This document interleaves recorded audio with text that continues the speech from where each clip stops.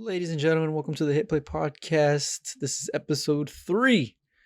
I am one of your hosts, Isaac Jimenez. James Harding is going to join me very, very shortly. In this episode, we conclude our discussion on Christopher Nolan and his career with his films Interstellar, Dunkirk, and Tenet. And we also have a little ending segment where we kind of talk about where we would like his career to go and where we see his career going. Without further ado, take it away, Frank.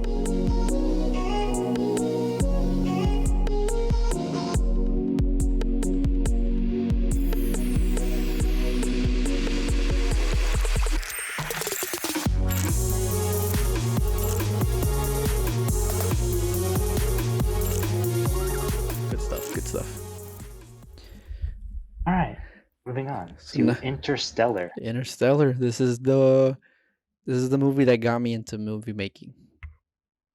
Really? So yeah, this little story we watched. I was in a physics class junior year, and it was kind of like one of those. It wasn't AP physics. It was like the regular physics where it's all the people who don't want to try hard in physics. Cool class. I enjoyed it. I didn't care about physics. It was like super easy physics. It was like stuff I learned in middle school. Yeah. But at the end of the year, they were like, "Hey, we're gonna watch Interstellar because we're dealing with space, like that space-time physics and all that stuff." Yeah. So that was how I watched this movie. Was junior year of physics, and I was just the whole time I was like, "Holy shit, this is the best movie ever." Oh yeah. This is when I really started getting into movies.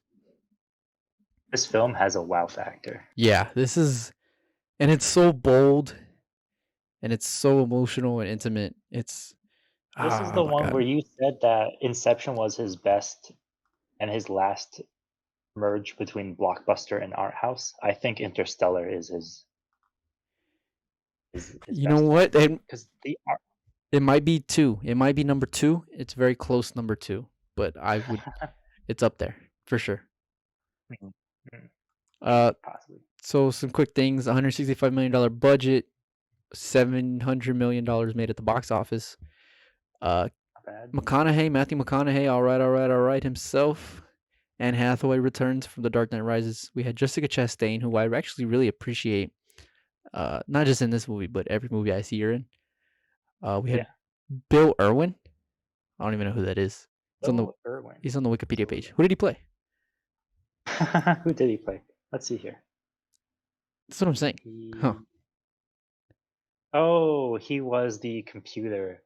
Ah, interesting. Okay, cool. And then Ellen Burstyn, who plays the older version of Murph. Yeah.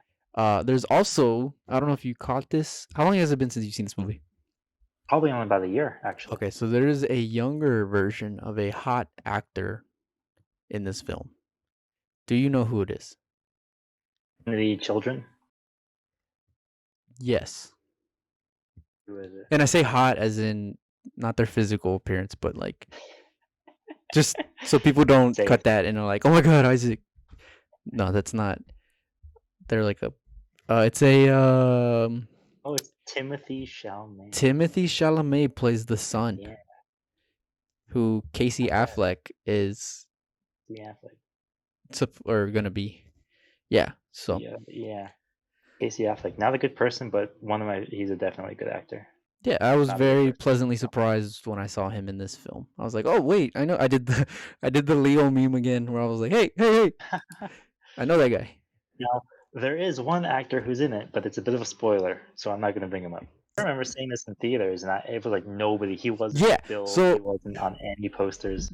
I think so. I was reading up on that, and that was part of the thing. Was like Nolan wanted to bring that actor just out of nowhere. And the actor was actually down for it, which you don't see a lot of, because a lot of times actors are like, "No, I need my name on the poster. I need to be in the trailer. Yeah. I need to cut." And this actor was just like, "No.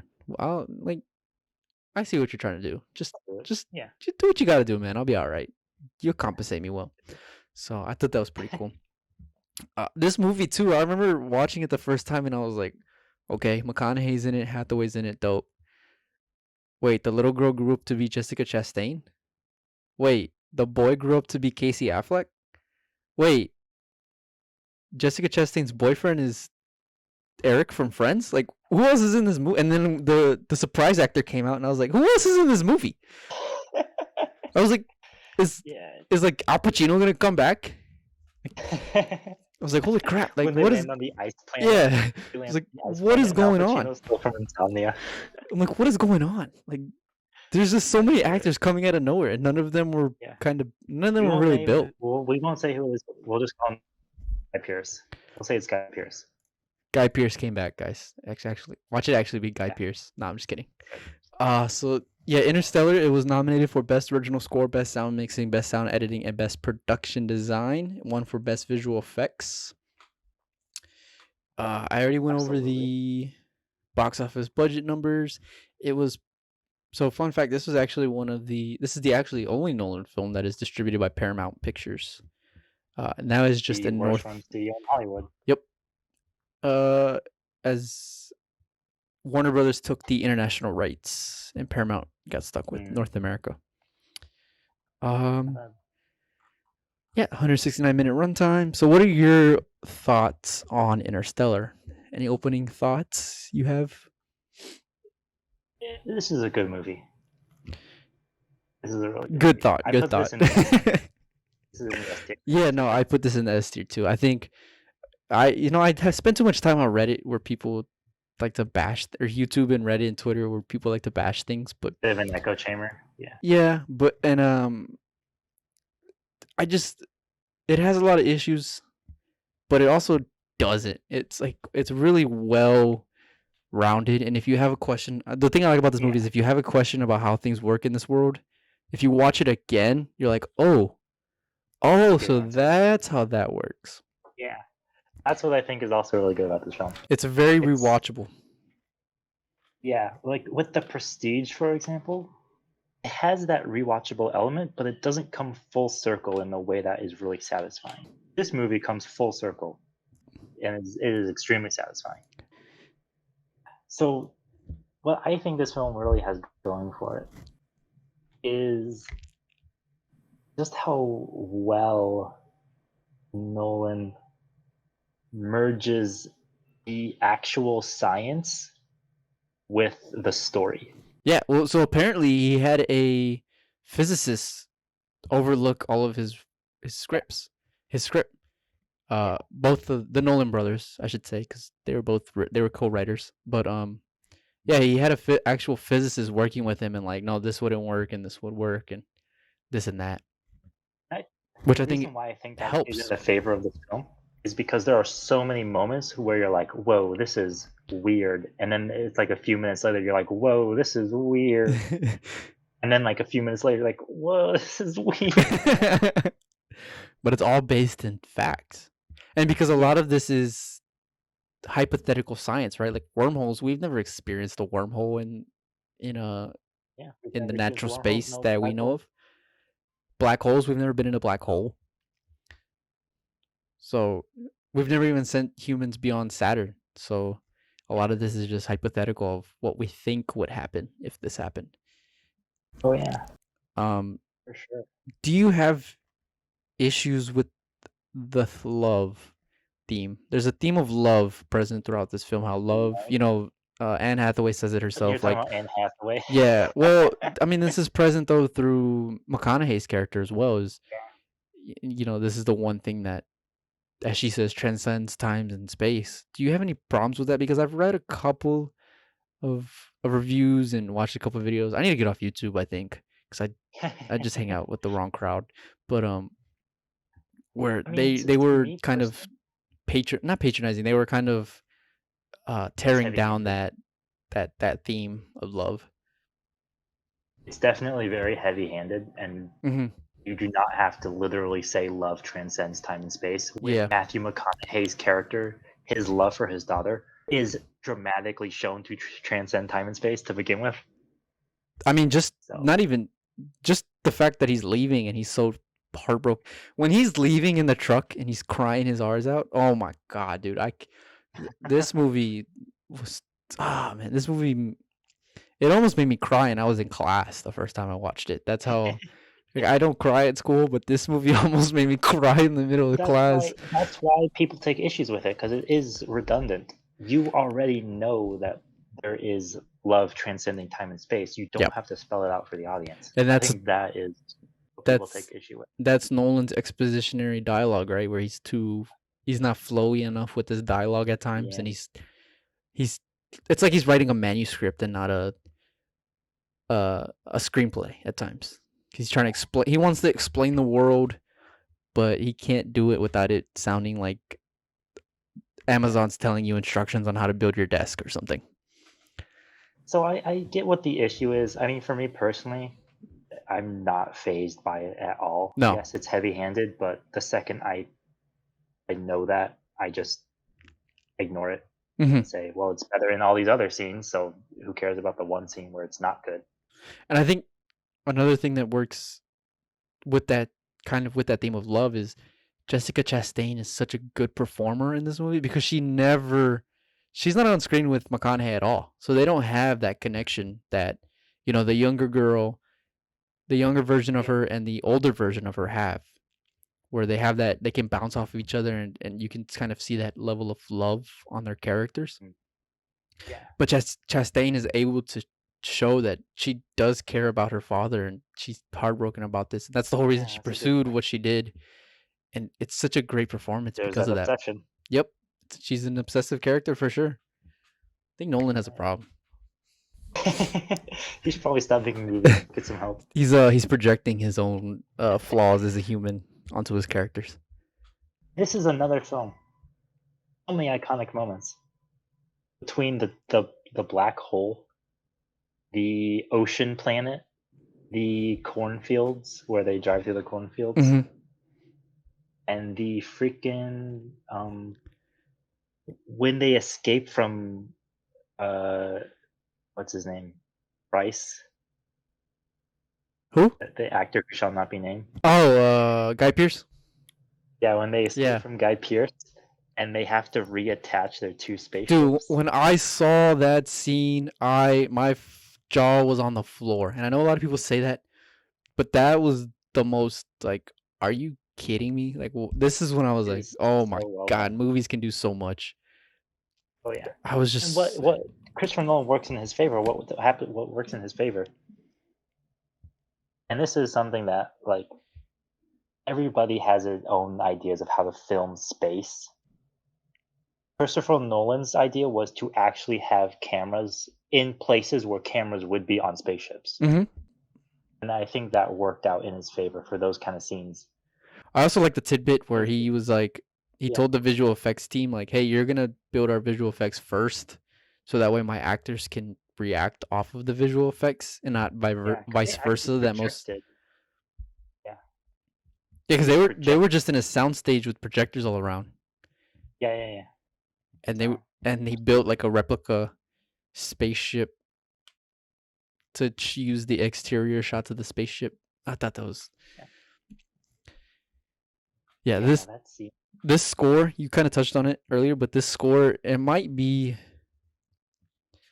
I don't want to say it's Hans Zimmer's best score because he's done so much work, but it might be the best that we've seen on him in a Nolan movie. Yeah, the organ. Yeah, I prefer this soundtrack over Inception soundtrack. I do too, because I think Inception is very bombastic, and this one is more mellow. It's more, it's serene. It's thoughtful. It kind of makes you sad.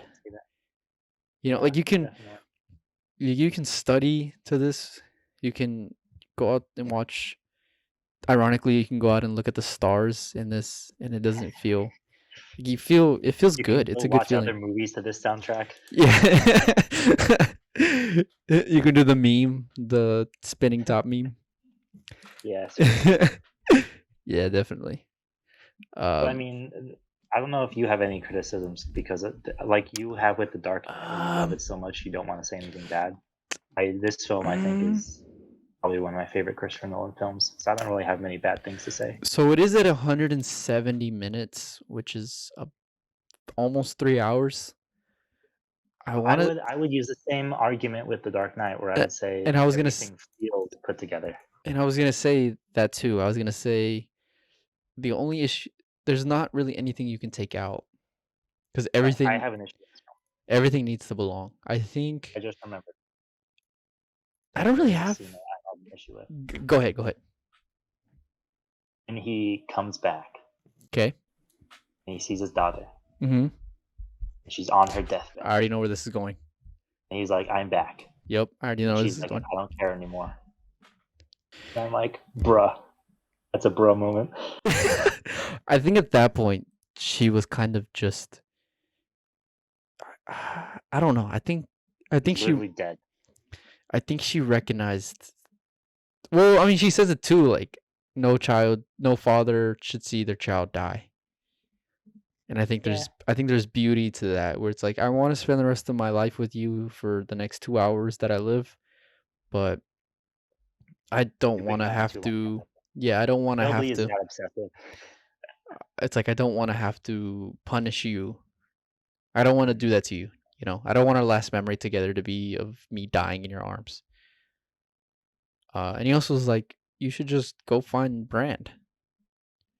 Yeah, true. Yeah, but I mean that one scene, I remember in theater seeing that and being like, I also a sour note. Yeah, I found it kind of funny too when when he walked in and none of her family was like, "Oh my god, like Yeah. we've heard stories of you." Yeah.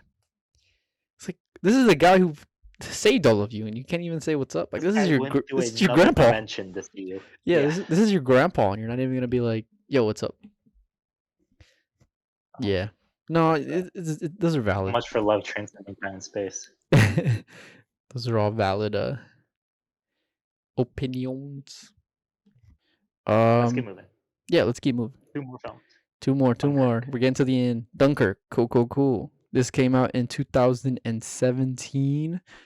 $150 million budget. $526 million at the box office. 106-minute runtime, which is the shortest film of all of his films. Because even Following was only 110 minutes. So that was interesting. This is written by Nolan himself by himself. So we're used to star-studded casts. This is quite the opposite, actually. This is actually, it has a lot of really, I mean, maybe outside of Harry Styles, this has a very. This actually, and I think it works more to the advantage of the film. I mean, we had Kenneth Branagh, Cillian Murphy, Mark Rylance, and Tom Hardy, but those 4 guys are only in it for, I don't know, 20 minutes total throughout the film. Tom Hardy, it's like you don't even see half of his face for all of it. True, yeah. Not even until the end, really. There is a Michael Caine cameo. Did you know? No, I don't think I ever even caught that. Yeah, so it is he's the air squadron leader. So when they're getting instructions at the beginning, the Tom Hardy arc, or whatever, he's the one who's on the radio telling them what to do. Can I say this about Michael Caine? Go for it. We've talked about, if Brad Pitt was in this role, we would just see Brad Pitt, or if, when Leo is in this role, we see the character instead of Leo. Mm-hmm. Michael Caine has the Brad Pitt. He falls victim to especially in Nolan movies. Yeah, I would agree with that. Especially in Nolan movies. I would agree with that. The second I see Michael Caine, I say, "Oh, that's Michael Caine." Sir Michael Caine to Absolutely. you. Yeah, Sir Michael Caine. You're right, Sir Michael Caine. So this is the second film shot by Hoyt van Hoytema. I think that's how you pronounce it. Good enough. And this is actually the first Nolan movie that I watched in theaters. I watched it in 70 mil, actually. Oh, really? Yeah, I don't know if I saw it in 70 mil. I got to watch it, and I will say that it was worth the extra $10 because this movie is shot beautifully. Regardless of anything else you have problems with, this movie is shot beautifully. Oh yeah, for sure. So let's see, Academy Awards. It received 8 noms. Where is it? Sorry. Most of any of his films. I believe so too. So it was awarded Best Sound Editing, Best Sound Mixing, and Best Film Editing, and it had Best Picture, Best Director, Best Cinematography, Original Score, and Production Design nominations. So there's Nolan finally getting that Best Picture and Best Director. Well, I guess he had it with Inception, but Best Director he didn't get with Inception. And it makes sense that it won sound because every time a war movie is nominated for best sound or sound design, We saw that with 1917 in 2020. Yep. So every time a war movie, it's always got to be a good war movie though. It can't just be a crap war movie. It's got to be a good If one. a war movie is not nominated, a musical will win. Yeah, 9 times out of 10. Yeah. So just overall, what are your thoughts on this film?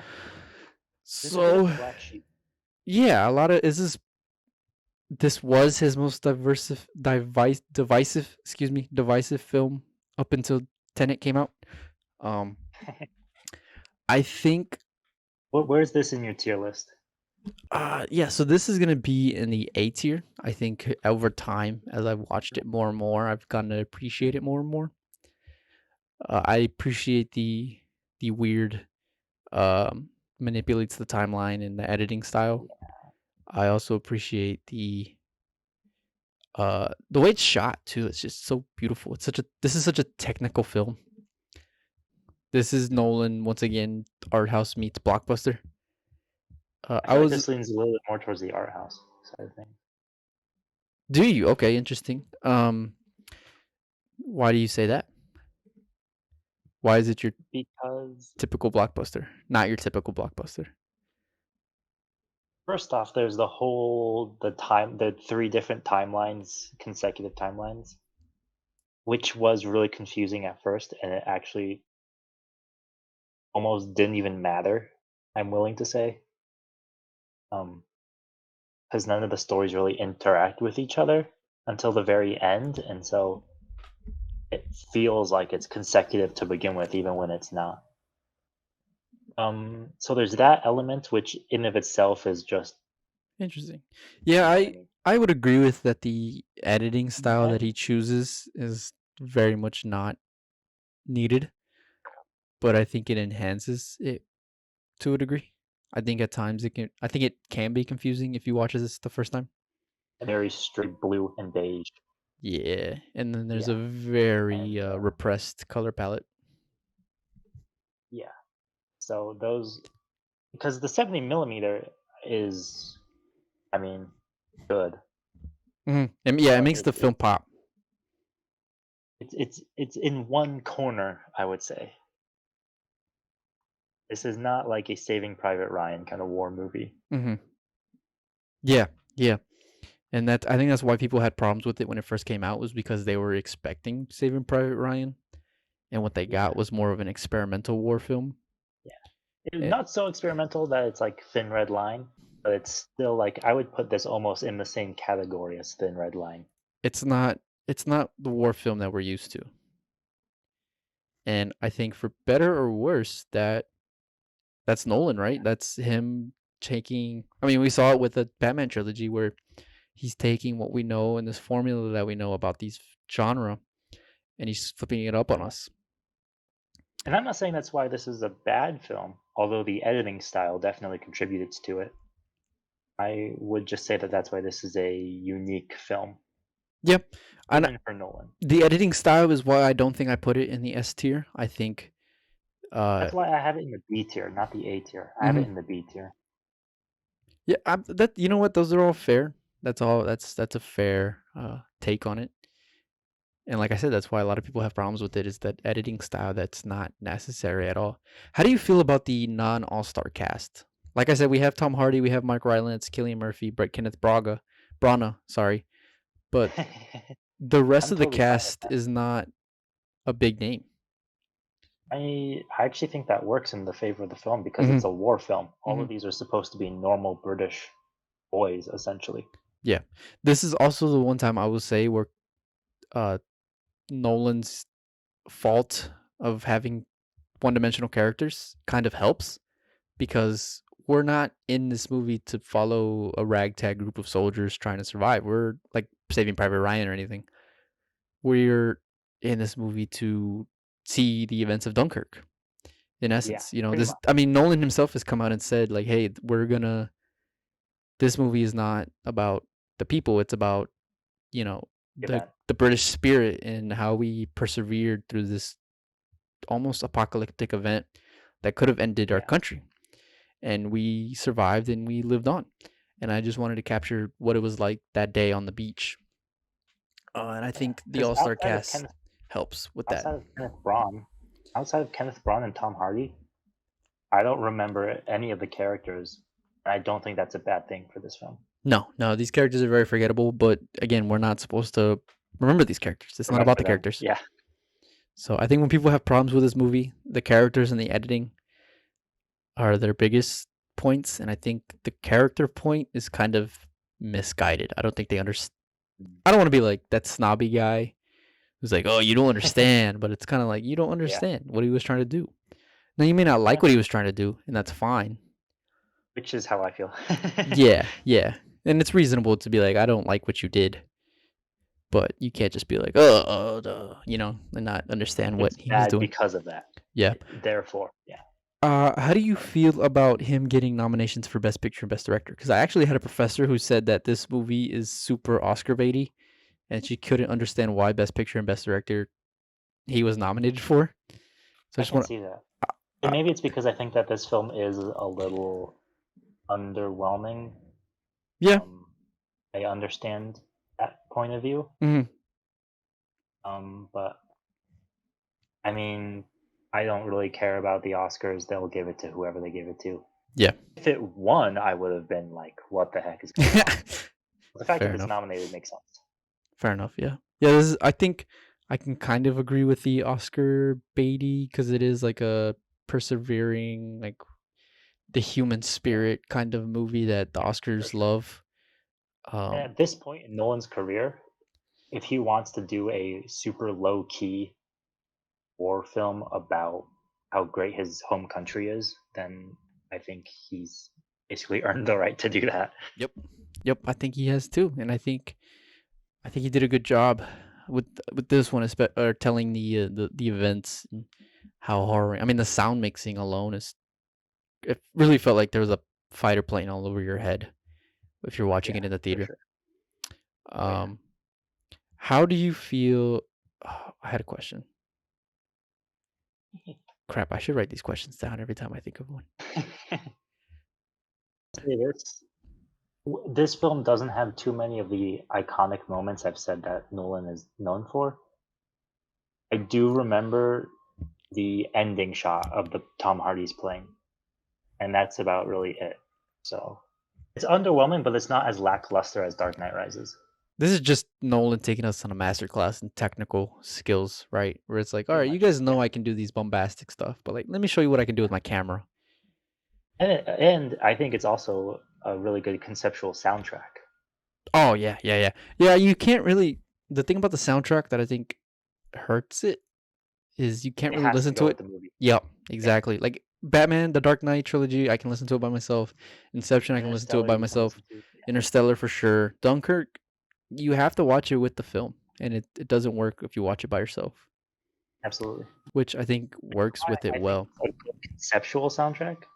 Um, but yeah. Hmm. Again, I don't really listen to film soundtracks for fun, so it doesn't matter too much. Oh, you're not a nerd like me, huh?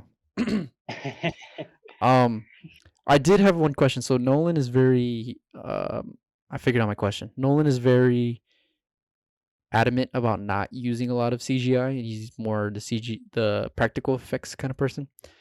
Yeah. Did you have a problem when they're on the beach and there's not 400,000 men on the beach?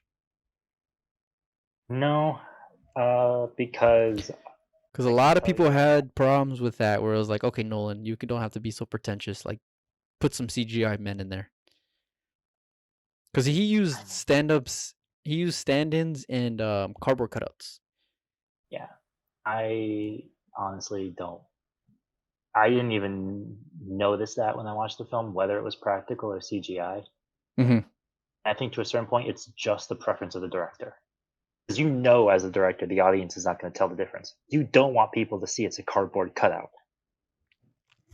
So you know that people aren't going to notice whether it's real or CG. So it's just a matter of your preference as a director. Yeah, I think. Never mind the fact that in Tenet he used thousands of extras in Tenet, real life people in Tenet. Yeah. So he's also done that. I think this would have been a good time to be like, okay, I'm gonna use a little bit of CG to add some more men because the beach does look barren at times. Where it's like, is this really 400,000 men? You barely. I can see 10. I can count 12 of them. So. I didn't really care too much. Yeah. First. So yeah, So any Dunkirk. final thoughts on Dunkirk? No, I don't think so. Film. I say it's underwhelming, but I still put it in the B category. Yeah, it's entertaining. It's one of those movies that I'll go back and rewatch because like I said, you always pick up on something in Nolan movies. That's what I would say. This film is underwhelming, but a lot more has better rewatchability than Dark Knight Rises or Insomnia, or in my opinion, maybe The Prestige. Yep. You know. I got you. All right, time to our the final one. Film. Probably the most divisive film of his. Oh yeah, for sure. Is Tenet, which was released last year, 2020, in the middle of a pandemic, which Nolan controversially was like, no, people need to go watch this movie, and people didn't really like that. Understandable. Kind of understandable. They filmed it in like 2008 and 2009, so I think that was just Nolan saying like, I want to get all my money's worth out of this thing. Yeah, I don't want this to flop. It didn't really flop in the traditional sense. It made $363 million on a $200 million budget. $200 million. That's absurd. For actually seeing this film and seeing $2 million, yes. It's a non-franchise film, which, like Batman, we can understand because it's Batman, but this is when, and I will say about Dunkirk, this is when we started to see Nolan become a franchise, right? This is when he didn't need, in this movie especially, the last movie because he didn't have a cast as well, but this movie also because he didn't have a big cast. Because this is Nolan being like, I'm gonna make money based off of me, not because of, I have the Batman trilogy or I have Hugh Jackman and Christian Bale or Leonardo DiCaprio. This is me making money because of me, like my concepts and what I bring to the table as a filmmaker. And so we see that starting with Dunkirk because Dunkirk made a decent amount of chunk of change. No, we see that starting with Interstellar. With Interstellar, yeah, but we also had McConaughey and Hathaway, and he was still riding high off of The Dark Knight Rises. We see that a little bit, but I think Dunkirk, we see that more because he made $500 million with basically nobody on his. I don't want to say nobody, but he had. Hey man, Harry Styles was in that film. I mean, nobody's name is on the cover, but his, on the poster. It says Dunkirk, the director who brought you the Dark Knight trilogy, Inception, and Interstellar. So I think Tenet is him cashing in all those chips and being like, all right, I'm going to make another cool film that I want to make. And nobody's name is on the poster. Well, there's people's names on the poster, but it's not anybody huge, right? I mean, John David Washington, he's a rising star, but I wouldn't call him an A-lister. Robert Pattinson is starting to make a resurgence in his career, but I don't think I wouldn't call him a box office needle pusher. Elizabeth Debicki, she's a good actress. She does a lot of TV. I think I don't really watch her. I haven't seen anything else of hers. Michael Caine's in it for like 10 minutes. Yeah, of course. And Kenneth Branagh is the biggest name on here, but he's also the villain. So I think this is definitely Nolan being like, give me $200 million and I'm gonna go make a return on investment.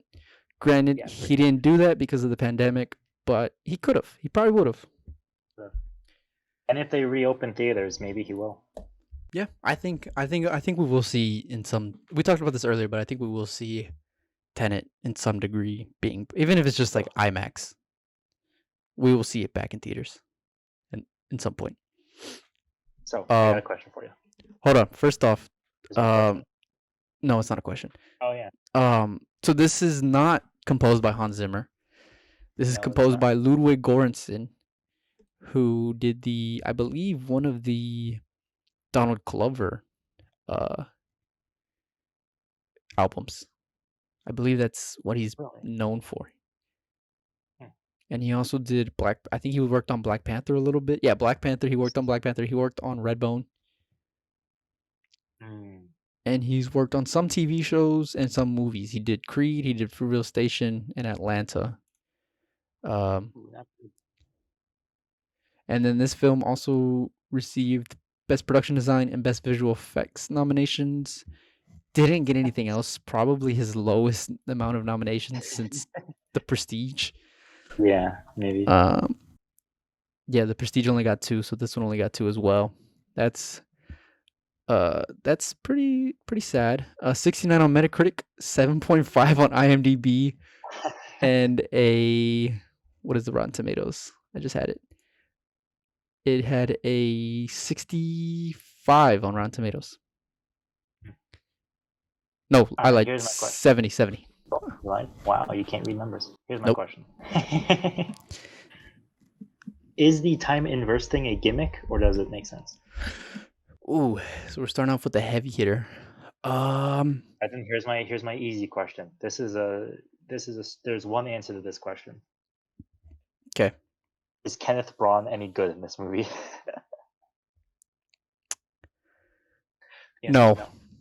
No, he's not. I don't like him in this movie. I don't think he's a compelling villain. I think it's literally hire an actual Russian person, please. Yeah, that was a little weird because I remember I was like, "Ooh, Kenneth Branagh, nice. He's gonna be cool." And then I read like, "Oh, John David Washington, the protagonist, is gonna take down this Russian oligarch." And I was like, "Kenneth Branagh isn't a Russian oligarch. Like what? He's Yeah, English. You're gonna have him doing a Russian accent for an hour and a half, 2 hours?" Yeah, that's a bit of a miss for me. That's a bit of an L. Yeah, he's severely miscasted. They should have just gotten a Russian. The time inversion thing. Literally, just get Arnold. He's not even Russian. He was Austrian. Arnold Schwarzenegger. Close enough, right? Way better. It's that part of the world. He's from Moscow, Austria, right? So the time inversion, the pure Christopher Nolan fan in me wants to be like, yeah, it's kind of a gimmick, and I don't understand why you did it. The movie watching person in me is like, oh my god, this is the coolest thing ever. So I'm a little torn on it. I think this is Nolan just messing with time just because he can mess with time. He likes it. Yeah. This is him just being like, whatever. My issue with it is that it doesn't really it's as a plot device. It's a part of the story. It doesn't do much. There's no like big set pieces around it. Yeah. Even the final fight scene doesn't really have much. Yeah, so my biggest gripe is we spend almost, it feels like half an hour just introducing the laws of the time inversion and how it works, and then they only use it and then it's not used until the airport in Oslo. It's like, what? Yeah. That's stupid. And then it's used for the big fight, but not the way we think it's going to be used. No, not at all. Not at all. And it's just, I feel like they could have done so much more with this time inversion thing. Yeah. And I remember I had big hype for this, because I remember reading like Nolan was like, Inception is the way that is how we change heist movies. Tenet is gonna change the way we look at spy movies. And I was like, oh, like we're getting another Inception? What? Is that even possible? Can you peak twice in your career? Yeah. And then I was like, you kind of can't. I think I enjoyed this movie. It's not as high as I would like it to be. I have it in the A tier. Oh, you have it in the A tier? Yeah. Interesting. So I have it in the B tier. No. I have it in the B tier. I think the confusing parts of it, like Memento, where you have to try and piece together what you're watching as you're watching it, kind of hurts your brain. And even the second time I watched this, I was like, how does this? I had to watch like It felt like 50 videos just trying to understand how time inversion worked in each scene, and like how one character version of the forward moving character did this while the backwards moving character did this, and I still don't understand it. And so Absolutely. I think a lot of that hurts it. What were you gonna say? I felt like I understood enough of it Uh-huh. to wrap my head around it while I was watching it. Certainly after watching it, I can look back and be like, "Well, that doesn't make any sense." Mhm. But while I was watching it, I understood enough that I feel like it. I'm more so disappointed that they didn't use it more often. Yeah.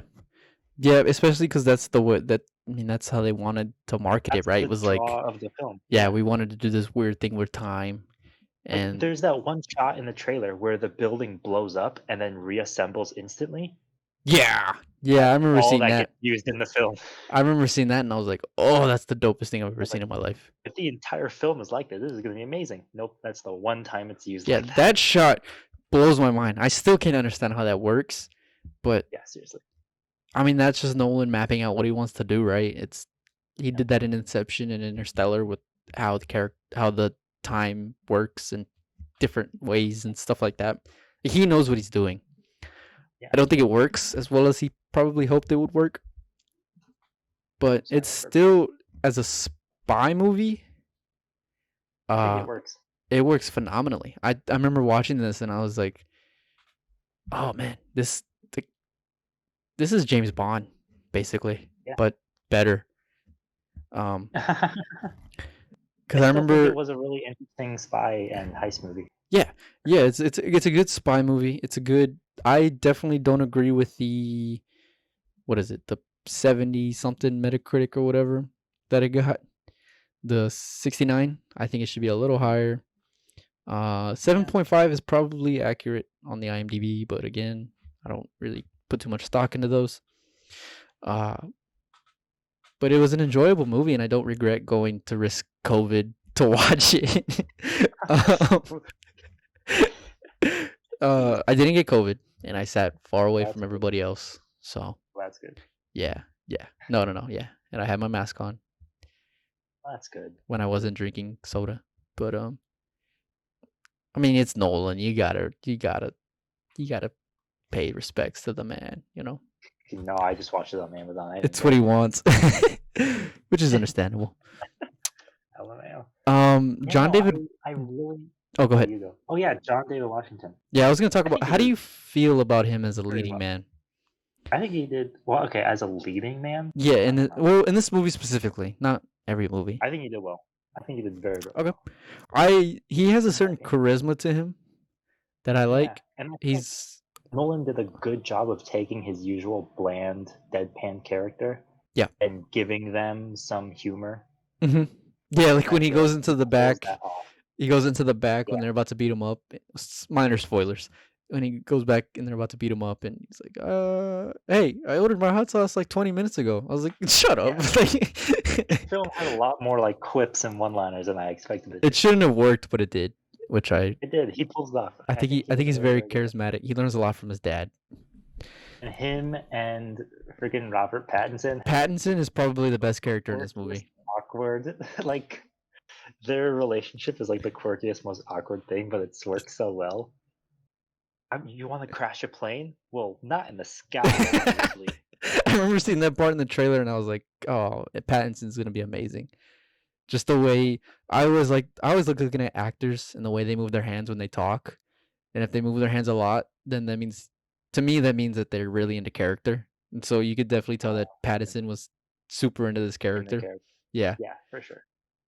and so I think his quirkiness combined with John David Washington's straight business kind of Great man. Yeah. aspect is like, it's good yin and yang. And I think if Nolan came out tomorrow and was like, "Hey, I sold the rights to this. Warner Brothers is coming out with a like 10 episode miniseries," I would watch every episode just for them too. Now here's my other question.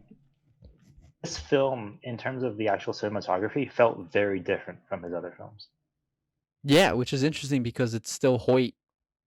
Um, Yeah. I don't But know. this film has a very sleek quality to it. Mm-hmm. Yeah, it was very well. I, I was extremely impressed with the costumes. I mean, the costumes, especially when they're in what are they in Italy? No, they're not in Italy. Where are they at? They're in it's Greece, right? Or you mean Mumbai? Vietnam. I think it's Vietnam, right? Oh, Vietnam, possibly. I thought it was Something Mumbai. like that, right? Yeah, Well, wherever they're at. But Southeast Asia. Southeast you know Asia. what I'm talking about when they're on the I know yacht? what you're talking about. Yes. Yeah, Yeah, when I remember watching that, I was like, damn, John David Washington looks good in his clothes. Like he's got the tuck shirt. I think he was wearing yeah. like white pants or something like that with the blue This is shirt. the best Men's Warehouse advertisement I've ever seen. This is not even Men's Warehouse, dude. This is like Joseph A. Bank. Like this is high Oh quality yeah, stuff. yeah. I The scene guess. with Mike. This is one of those films where Michael Caine shows up, and I'm like, oh hey, it's Michael Caine. Yeah, that Michael I don't Caine. care what character he is. He's Michael Caine. Yeah, at this point, I think Nolan's just putting Michael Caine in just to put Michael Caine in. Like Yeah, pretty much. anybody else in the world could have played that character if I they were mean, old. the character was named Michael as well, and I was Yeah. like, whatever. Yeah. Speaking of, uh, John David Washington's charisma, the way he talks to that server, is so funny in that scene where he's like, "I'll have this." And it's like, "Well, the kitchen's about to," or he's like, what did he say? He's like, "It's gonna take a while." He's like, "All right, I can wait." And then they come out to him, and he's like, "Yeah, just box it up for me." Fucked it up. And the guy's like, "No, we don't box Yeah. up things here. You eat your food." He's like, "No, I'm taking it to go." So I have another question. What's up? Somebody told me that the sound design in this film was trash. No, there. So in theaters, it's at times you couldn't understand what was going on, especially because they're wearing masks for most of it too. Yeah, yeah. When I watched it at home, it sounded like they went back and did a little bit better mixing. Mm. There are still some scenes where it's like Yeah, there no, are entire they didn't. scenes where it's the exact same sound for every single hit. Yeah, they didn't fix everything, but I could definitely notice. I mean, also I'm in a theater and I'm at home, so like completely different sound setups. But I could actually hear what people were saying at home, Yeah, and I have surround sound, same. so it's not like I'm not. It's not like I'm listening to my computer monitors. Yes, so yeah. Um, Yeah, I didn't really have outside of one or two things. Like I said, there are entire fight scenes where it was like the punch sounds were the exact same every single time. Yep. How did you I'm feel like, about? So the problem I have with this movie is it's not. There's not really a whole lot of depth to it, and I no, know not at they all. try to do Pattison at the end where he's like, "The future has to happen. You have to let it happen," or whatever, whatever. And I'm like, See "Yeah, you but at we're the not. beginning. We haven't set that up yet. Yeah. Like you're just telling us this. I think Nolan was just trying to tell us this just so he could have some kind of theme to his. But Yeah. to me, I don't think they properly like they didn't properly set it up, Well, or he didn't properly set it up. it's kind of like Inception, where it's like people want it to be deeper than it actually is. Yeah, yeah. I would say the same applies to Tenet. Mm-hmm. It's not supposed to be that deep. It's Christopher Nolan. Everyone is going to say it is what it is. They're gonna say it's super deep because people don't understand what's going on. Me included, And by the way. I'm perfectly fine with a good heist movie with an interesting gimmick. Yeah, I didn't need it to be deep, No, and I don't think I not at all. expected it to be deep, especially when I heard time inversion and spies. I was like, okay, and especially coming off Dunkirk, because Dunkirk wasn't super deep. I mean, it was deep in the human spirit theme, but it wasn't like we were learning something about It didn't have ourselves. the wow factor of Interstellar. I expected Tenet to have the wow factor, and it just didn't.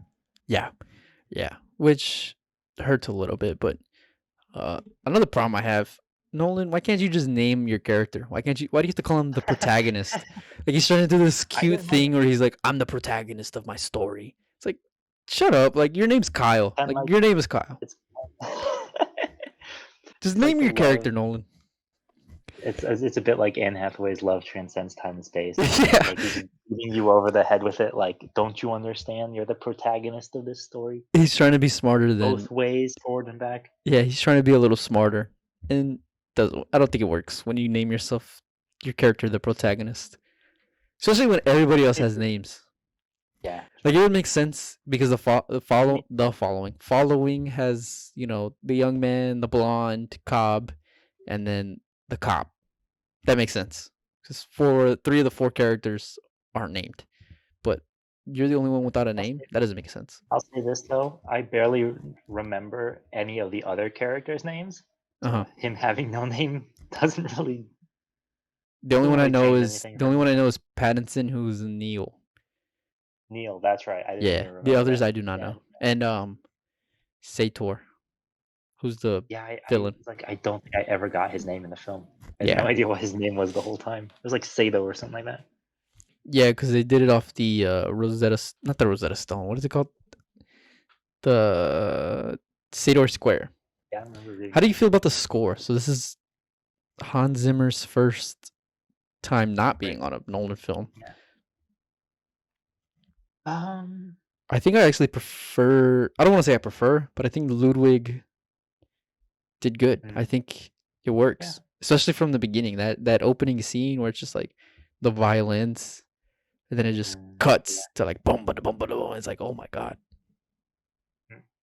I mean, I didn't really take much notice to it, which is probably a good thing because if it draws too much attention to yourself, it takes away from the film. For sure. And that could be for a negative or a positive reason. So, I mean, like I said, I'm not big into film soundtracks, so fair enough. That's just something I look if it doesn't grate my ears, I'm fine with it. Fair enough.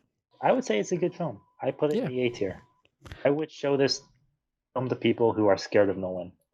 If they're like, oh, Inception is too heady, Interstellar and Dark Knight Rises are too long, I'd be like, well, watch Tenet then. Yeah, because Tenet is only, how long is it? 150 minutes, so that's 2.5 hours. So it's a little shorter than his usual. Still pretty lengthy. It doesn't really feel that long to me, though. Yeah, and it goes by quick because it's very... Yeah. There's a lot of drama. Sure. And it's very tense. Yeah. There were a lot of scenes where, like, because the whole time inversion thing kind of keeps you on your toes, there was a lot of scenes where I'm like, what's gonna happen here? Who's gonna pop out of the woodwork? Yeah, that scene. Whose bullets are those? Who's gonna get shot? That scene where they're in the airport too, when they're... Yeah, that was crazy. I was like, what? Who are these people? Right. Yeah, seriously. And then it comes full circle. Yeah, that was crazy. I've had to watch that scene like 6 times just to figure out how they did it. But I mean, it works. I think Nolan. Also, speaking of making of, I read, I don't know if I read or heard that he actually had John David Washington fighting backwards. Yeah. He had them learn how to walk and run and fight backwards, so that way they could actually... It's all practical. It's all in camera. They had to talk backwards as well. Yeah, that's crazy. I mean, but that's Nolan, right? Let's push the envelope of what we can do. And it worked because watching it, I'm like, how did they do this? Yeah. What the heck? Yeah, I think if it was CG, you would have noticed it was CG, and in like 5 years, it wouldn't have aged as well. But because it's all practical, and that's a lot of what Nolan's films are, right? They age well because they're all practical. Well, for sure, yeah. Any last words on Tenet before we wrap this up? It's a good movie, and if it ever comes out in theaters, I'll probably see it in theaters. Yep, you should. You should go see it in IMAX. I saw it in IMAX. It was worth the extra $5. 3 hours, really. Jesus. So one last question before we go. What does he do next, Christopher Nolan?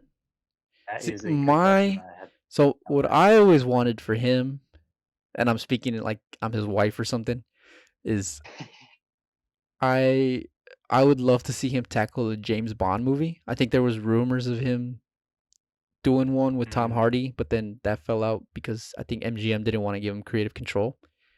I see. So I was like, oh damn, a Bond movie with Tom Hardy, Michael Caine, Cillian Murphy, and even throw like Marion Cotillard or Anne Hathaway as the Bond girl. That'd be fire.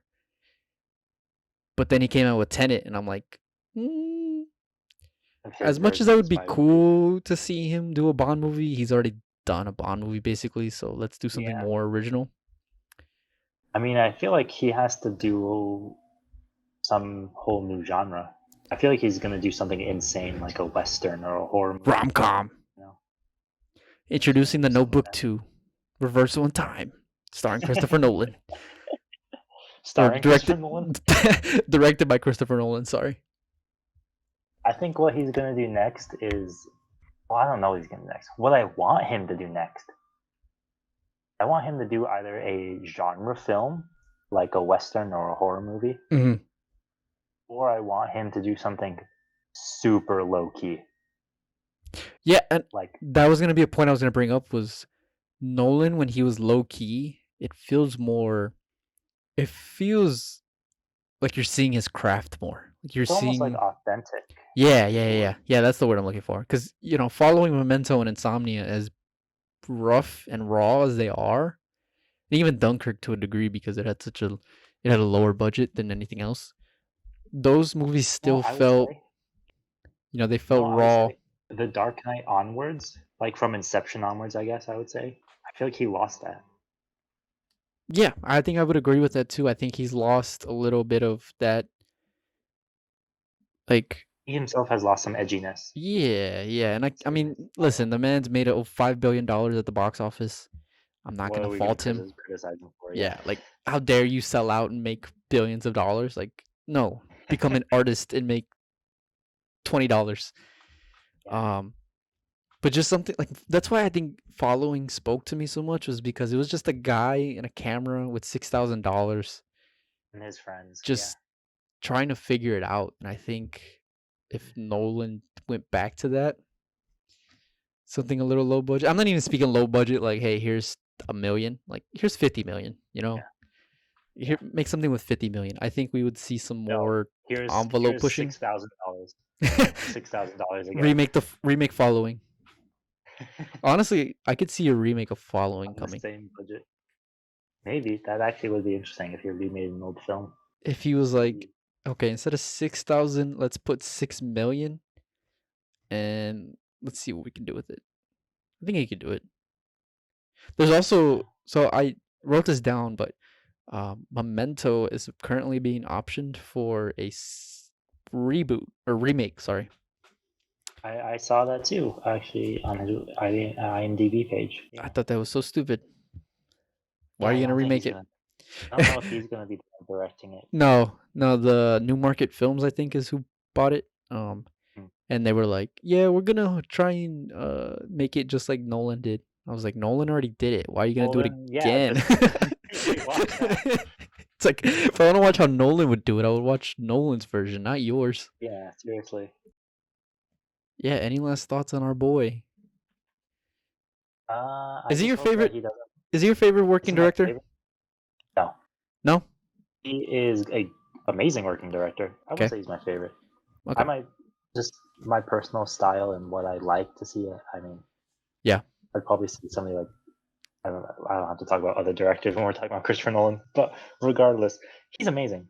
Yeah, every single one of his films that come out, I see it. So regardless, I think that says a lot about him too, right? Because it's like like Spielberg, right? Like if you see a movie coming out by Spielberg, you're like, do I need to see that? I want to see the reviews first. Yeah. Whereas Nolan, it's like, no, I'm gonna be there day one watching a Nolan movie. For sure.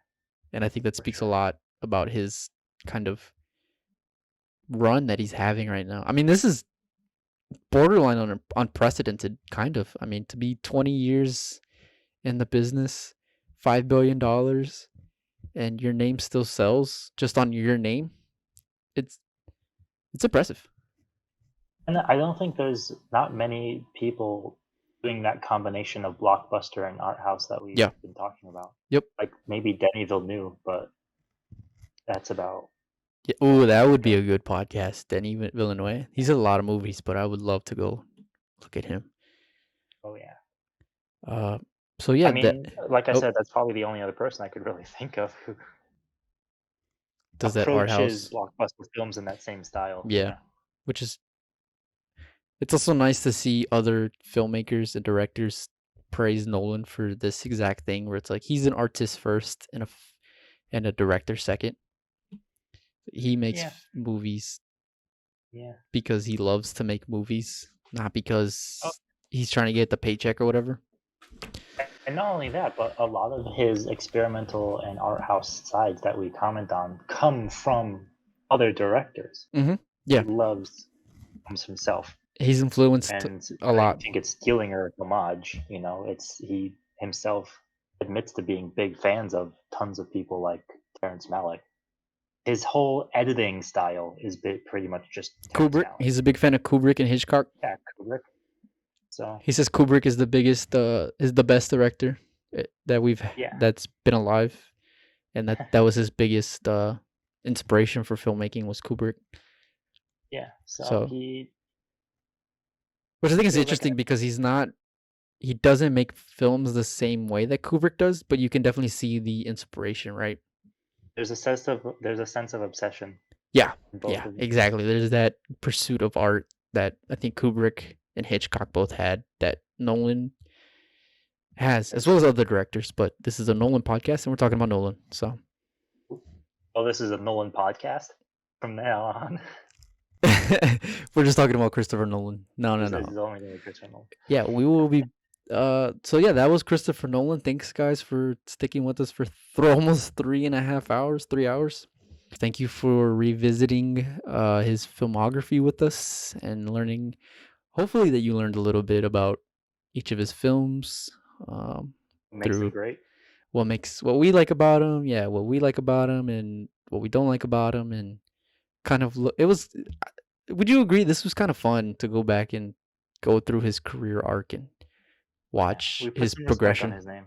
Yeah, I think we did, Yes. and I think for a lot of people who maybe don't like Nolan as much as we do, we kind of were like, okay, but you have to actually see what his films are about. Yeah.